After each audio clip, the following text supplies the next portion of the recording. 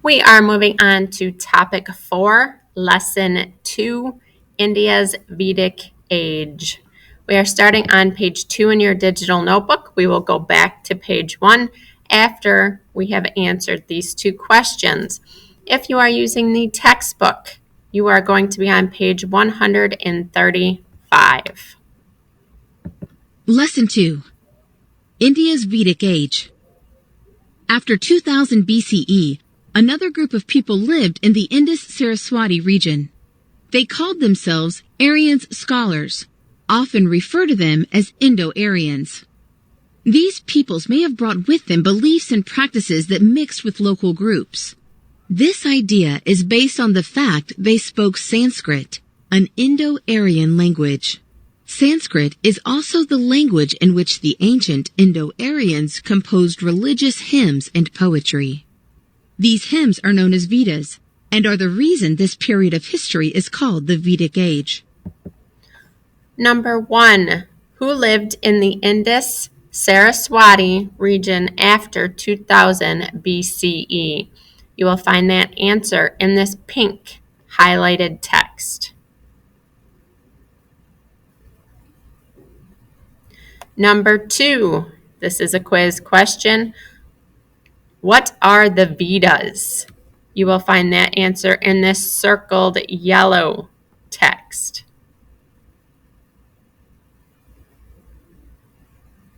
All right, let's go ahead and watch our lesson video.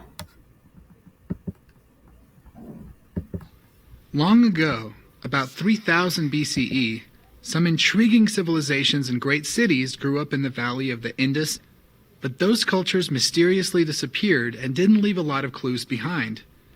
Then, a new group settled in the Indus Valley. Who were they? Did they migrate into India, or were they people who had been there all the time? In fact, historians still don't agree about where they came from. In any case, these people called themselves Aryans, and scholars often refer to them as Indo-Aryans. We know that they were herders and later settled down and became farmers. The Indo-Aryans' religion rested on a collection of hymns called the Vedas. They chanted these hymns and songs in a language called Sanskrit. Several languages of modern India come from Sanskrit, and it is even related to English and most European languages. The Rig Veda and other Vedic texts praise many gods and goddesses, and they also tell us about Indo-Aryan daily life and the things they enjoyed, like music and dancing. Over time, Indo-Aryan culture and religion started to influence all of Indian society. Their traditions spread all over the huge Ganges plain. In fact, this period of India's history is actually called the Vedic Age. What may be more important for us is that at some point, maybe about 500 BCE, the Vedas were written down in Sanskrit, though they were still important as spoken prayers. And because of that, we know more about what these people actually felt and thought. One thing that most people know about India is the system of castes, or fixed social classes. Those have their roots very early in Indian society. They may have started with the Vedas, which divided people into 4 social groupings, which were based on one's skill. Were you a priest or teacher, a ruler or warrior, a landowner, a banker or merchant, or were you a manual laborer? Another grouping was linked to what your family did for a living. Were you a baker, a carpenter, or a servant? After many years had passed, there were 5 distinct classes which decided what jobs a family did. The highest were Brahmins, who were priests, and Kshatriyas, the rulers and warriors. In the middle were landowners, merchants, and bankers. Below them were farmers, ordinary workers, and servants. The lowest caste were the Dalits, who did work that no one else would touch, like street cleaning. For a time, the people in this caste were even given the nasty nickname of untouchables. Class determined where you lived, the work you did, and even whom you could marry. In India today, the law says you cannot discriminate against people on account of their caste. Some traces of the caste system still remain in society, but now people from any class have their choice of a job or career. How do the social divisions by skill and occupation in ancient India compare to the divisions you have learned about in other ancient societies. All right, let's continue on.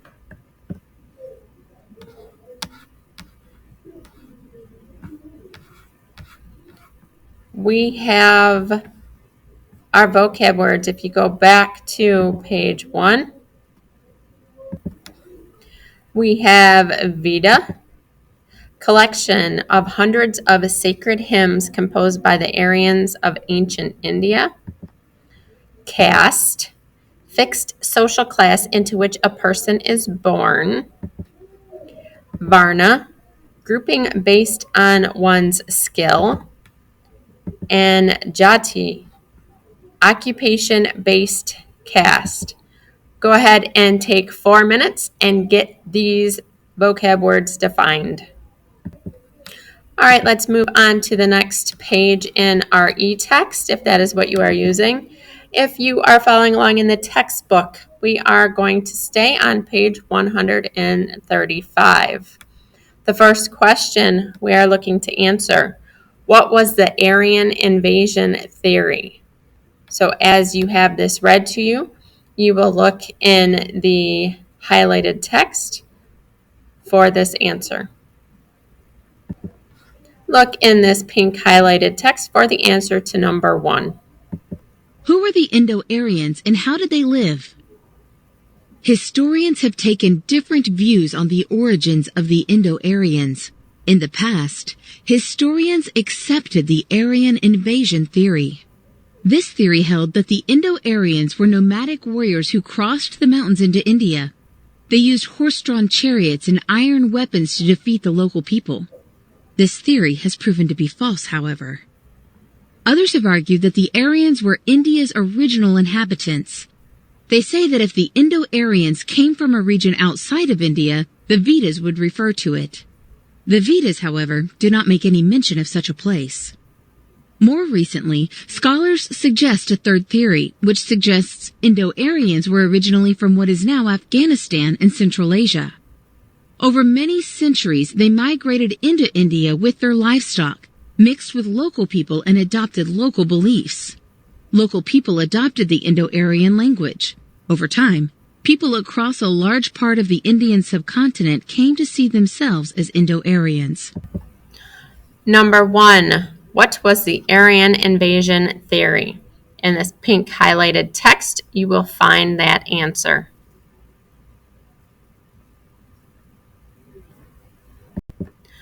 The next question we are going to look for: what is Sanskrit? If you are in the textbook, please turn to page 136. What are the Vedas? The Indo-Aryans composed the Vedas. There are 4 Vedas: the Rig Veda, Samaveda, Yajur Veda, and Atharva Veda. Each Veda is a collection of hundreds and even thousands of sacred hymns. Ancient Indians, usually priests, memorized and sang or chanted these verses during ceremonies. The Vedas called upon people to make offerings to their gods. Typical offerings might be barley, butter, or milk. For 1,000 years, Indians passed the Vedas down by word of mouth. They sang or chanted them in Sanskrit, which is a distant relative of English. Today, Sanskrit remains a language of sacred literature. Sanskrit is the ancestor of many modern Indian languages, including Hindi and Urdu. Eventually, Indians began to collect the Vedas and put them into writing. The oldest of the Vedas is the Rig Veda. It includes about 10,000 hymns. One passage, "The truth is one, the wise call it by many names," is considered a key part of Hindu philosophy. Most of the hymns also praise various gods and goddesses representing natural forces such as the sky, sun, and fire. These deities are viewed as different forms of a single divine absolute. Another Veda is dedicated to an earth goddess. She is praised for her bounty. The Vedas are considered to have influenced and contributed to the development of Hinduism and are still used in some Hindu rituals today. Number 2, what is Sanskrit? You will find that answer in this green highlighted text.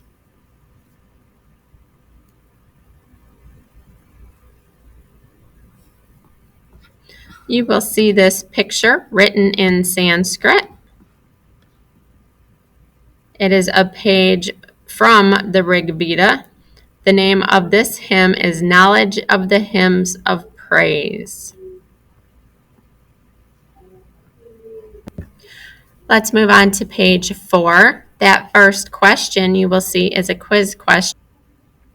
How did the early Indo-Aryans measure their wealth? The second question you will find in this pink highlight. Aryans grew crops. What were 3 examples of what they grew? And the third question, what did Indo-Aryans do for fun? You will find that in this green highlighted text. So you have 3 questions all on page 137 in your textbook. And let's listen to that being read to us right now. How did the Indo-Aryans live? The Rig Veda and the other sacred texts provide a record not only of the Vedic religion, but also of the people themselves. Most of what we know about Indo-Aryan life on the Indian subcontinent during this period comes from the Vedas. Though scholars do not know the origins of Indo-Aryans, the Vedas show that they lived as herders. They raised cattle, horses, goats, and sheep. Cattle held special importance for them since the herds provided both food and clothing. Early on, ancient Indians measured their wealth by the size of their cattle herds. The Vedas also mentioned that the Aryans practiced agriculture and grew several different crops including barley, wheat, and lentils. The Rig Veda mentions water channels dug from the banks of the Saraswati and other rivers to irrigate these crops. Milk and its products were a very important part of their diet. As the Indo-Aryans began to focus more on growing crops, however, they gave up dairy farming as their main source of food. The Vedas show that the Indo-Aryans found joy in their day-to-day lives. They loved music and dancing. They held chariot races and enjoyed gambling. They also questioned the meaning of life and existence through their texts. The following passage from a hymn in the Rig Veda describes the connection between the human body and a divine power. Primary source. The human body is the temple of God. One who kindles the light of awareness within gets true light. The sacred flame of your inner shrine is constantly bright. The experience of unity is the fulfillment of human endeavors. The mysteries of life are revealed. Rig Veda. All right, number 1, how did the early Indo-Aryans measure their wealth? Again, you'll find that answer in this circled yellow text.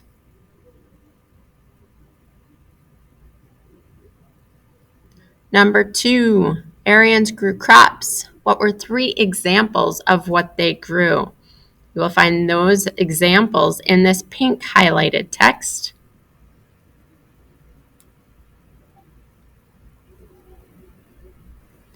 Number 3, what did Indo-Aryans do for fun?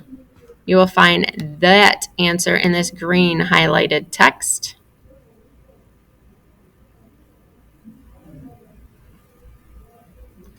Let's move on to page 5 of our digital notebook. We have 2 quiz questions. The first quiz question, why was the Ganges Plain a good region for settlement? You'll find that answer in this first highlighted circled yellow text. And the second question you're going to be looking for as it's read to you, where did the Indo-Aryan kingdoms develop by 500 BCE? You will find that answer in this other circled yellow text. The growth of Vedic civilization. Over many hundreds of years, Vedic civilization slowly spread eastward across the humid and fertile Ganges Plain. The Indo-Aryans carved farms and villages from the forests. Some villages grew into towns and cities. At first, communities were divided into clans, or groups of people who believed that they share a common ancestor. Each clan had a chief. Later, clans joined together to form republics. Leaders made decisions in an assembly, But over time, powerful leaders gained control and made themselves kings. By 500 BCE, more than a dozen kingdoms and republics covered northern, western, and central India. As Vedic civilization grew, societies in the southern part of India also developed their own culture. People in this part spoke languages like Tamil, which had no similarity to Sanskrit. Over time, Sanskrit-speaking people eventually mingled with these groups, creating new customs based on a mixture of the different groups. Reading check. Number 1, as I've already said, why was the Ganges Plain a good region for settlement? It's not word for word, but it explains what the plain is like, so that might be a good idea to put in your notes. So you'll find that in this circled yellow text here. If you're in the textbook, it is page 138.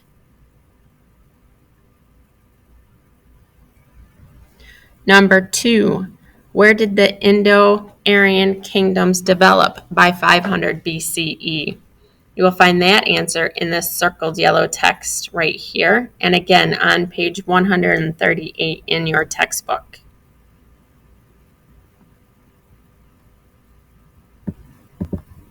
All right, let's move on to page 6 in your digital notebook. You'll need to press next if you are following along in the e-text. This is an interactive gallery of the Vedic gods. You'll see there's Indra as a god, Agni as a god, Surya as a god, Vayu as a god, and Varuna. Those are 5 of the gods that they worshipped. They were not monotheistic. They were polytheistic because they worshipped numerous gods. On page 6, you will be looking for this question right here. What is the system of social classes called in Indian society? It's on page 138 in your textbook. It will be in this pink highlighted text as it's being read. The caste system. In ancient Indian society, a system of social classes based on birth developed. These evolved over many centuries and eventually became known as the caste system. They became closely linked to Indian notions of a proper society.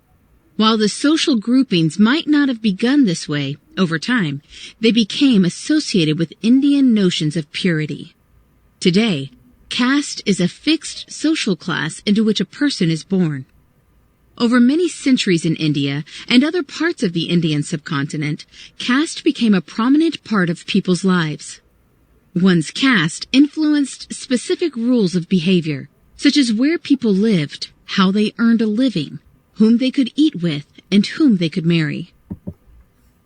Number 1, what is the system of social classes called in the Indian society?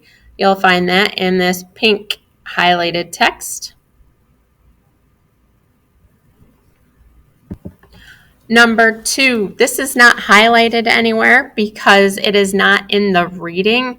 Using this chart that I have up in the e-text or on the bottom of page 139 in your text, what group was in the highest caste? So tell me what the caste name was and what the occupational group was. You'll see that up on your screen. I cannot highlight it as it is a picture. We are looking for number 3. What are the 4 varnas? You need to list all 4. As you are listening in this blue highlighted text, they will be listed for you. One's caste. How was caste determined? Most scholars agree that the caste system did not emerge until much later in Indian history, but its roots are in ancient India, when 2 social groupings emerged. The Vedas identify 4 varnas, or groupings based on one's skill. The varnas were Brahmins, who were known as priests and teachers. Kshatriyas, or the rulers and warriors. Vaishyas, who were landowners, bankers, and merchants. And Sudras, who did farm work and other manual work. Number 3, what are the 4 Varnas? You'll find them on page 139 of your textbook or right here in this blue highlighted text.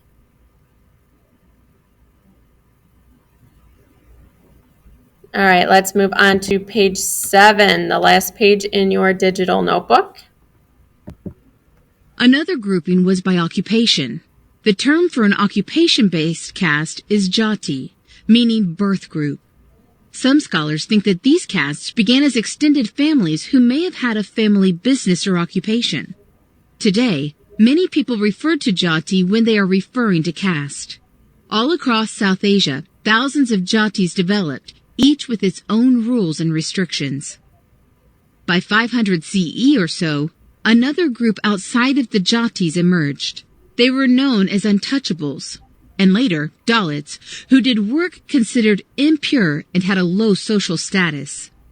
These inequalities did not derive from Hindu teachings, but over time, many Indians of all faiths came to identify with one caste or another.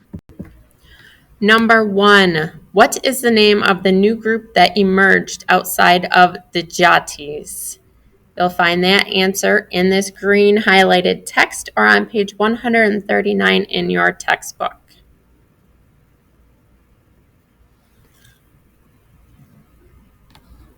While we are listening to the rest of the lesson, in the pink you will find the answer to number 2. By what year did almost everyone on the Indian subcontinent identify with the caste? And number 3 you'll find in this blue highlighted text. Are the laws the same today in India as they were during ancient times? So let's go ahead and listen to this being read to us. The caste system developed. Scholars are not sure how the caste system developed. They aren't sure whether the status-based Varnas or the occupation-based jatis developed first. Most say the fixed nature of caste might be a more recent development in Indian history. At first, caste may have been mainly based on a person's occupation or family membership. Children might have been able to move into a different caste than their parents. In fact, the evidence suggests that families could sometimes move from one Varna to another. Hindu sages like Valmiki and Vyasa were not Brahmins, while some who were born into Vyasa or Sudra families became warriors. Over hundreds of years, castes seem to have become more rigid. By the time the Portuguese arrived in India in the 15th century, many people across the Indian subcontinent identified with a caste. Each caste was given a particular status. People were born into a caste and could not leave it. Though Hindu leaders preached against the fixed nature of the caste system, many Hindus in the Indian subcontinent eventually accepted caste as a part of daily life. In time, the caste system became the basis for India's social structure. By 1900, almost everyone in the Indian subcontinent identified with a caste, though some groups, such as Muslims, Christians, and Sikhs, did not have as many caste rules as Hindus did. The system brought both costs and benefits. For instance, the system limited people's individual freedom. The patterns of their lives were fixed at birth. However, some believe that the caste system helped India develop. They feel that it brought stability to Indian society. Indian goods became famous because caste members perfected their skills.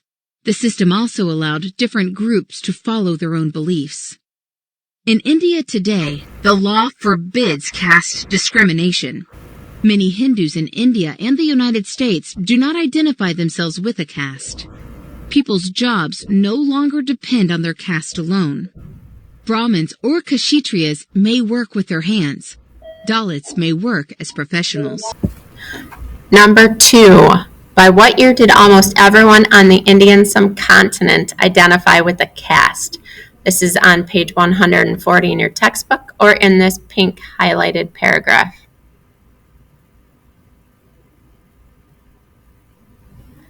Number 3, are the laws the same today in India as they were during ancient times? You will find that answer on page 140 in your textbook or in this blue highlighted text.